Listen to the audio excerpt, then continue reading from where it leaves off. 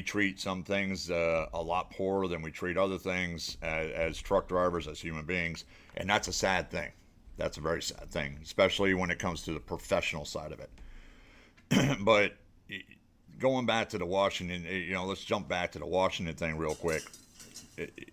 Your difference maker is per state.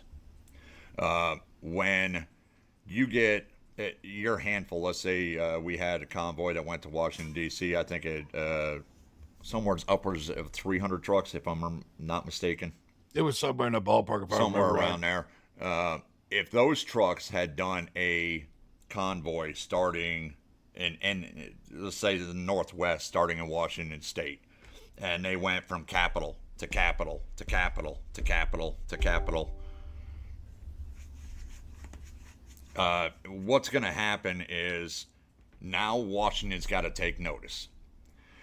300 trucks in Washington, D.C. aren't going to make the difference. But when Washington, D.C. starts getting phone calls from Washington State, from Wyoming, from Utah, from Montana, from North Dakota, and then South Dakota and Nevada, and they're starting to get fluctuated, their phone calls are just flooding from those state departments stating, listen, we have 300 trucks in our yard, in front of our building right now, and they're calling for action. And then the very next day, Utah's calling with the same problem, and Nevada's calling the next day with the same problem.